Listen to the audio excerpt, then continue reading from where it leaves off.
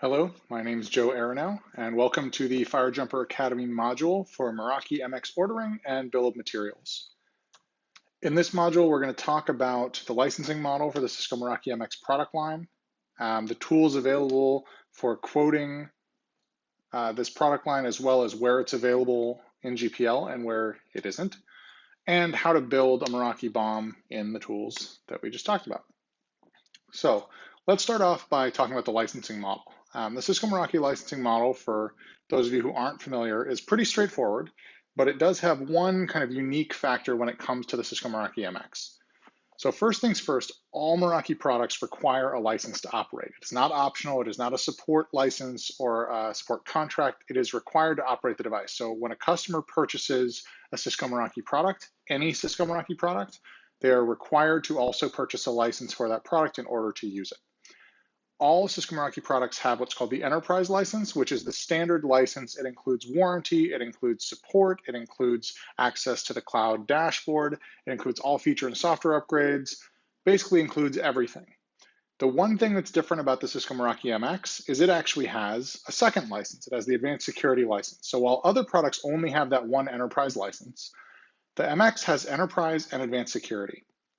The difference between them is that advanced security includes the advanced threat features that are listed here on the slide. Advanced malware protection, Cisco AMP, Cisco IDS and IPS, which leverages the Snort engine, GeoIP firewalling, URL content filtering, and support for ThreatGrid. Although in order to leverage ThreatGrid integration with the Meraki MX, you also do need a ThreatGrid subscription as well. If you have advanced security as a customer, you have it account-wide. You cannot purchase advanced security for some of the MXs in your organization and enterprise for others. It is an account-wide setting. And so if you purchase advanced security for one MX in a particular dashboard organization, you must purchase it for all of them. Enterprise licensing, again, includes everything not listed in that second section here on the slide, meaning that whether you have enterprise or you have advanced security licensing for your MX, you have access to the cloud portal, you have support, you have warranty, you have SD-WAN, you have basic layer 3 and layer 7 firewalling, all the functionality of the MX except what is listed here as being specific to the advanced security license. So, like all other products, right, we can find the MX in CCW. An MX bomb is actually very, very simple, and it should always have at least two things in it. Right, we just talked about the license model and that the license is required. So it should always have the hardware SKU or SKUs.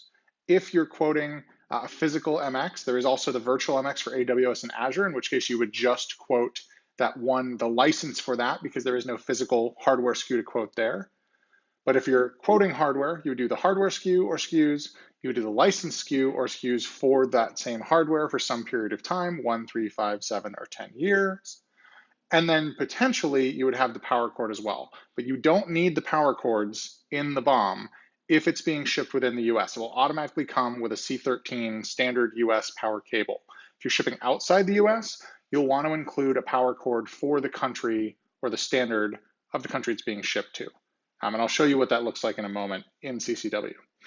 Some of the MX models do have SFP or SFP plus ports on them. So for those MX models, when you're quoting those, the bomb may also include SFP modules, which are all under the MA-SFP product family. So let's take a look at that in CCW. So here I'm in my estimate tool in CCW. If I want to create a bomb for 20 MX65s, let's say, I would go MX65, pull up the hardware SKU. I would add 20 of those. And then I would want to add licenses. Let's say we're doing advanced security licenses for 5 years. So let's say we're doing license for MX65 for security. And I'll walk through kind of how the SKUs are constructed in just a moment. So I've got my 5-year license there, add the same quantity of those. And then potentially if I wanted to add a power cord, because this is going outside the US, I would just do MA-PWR, or I can just search Meraki power cord.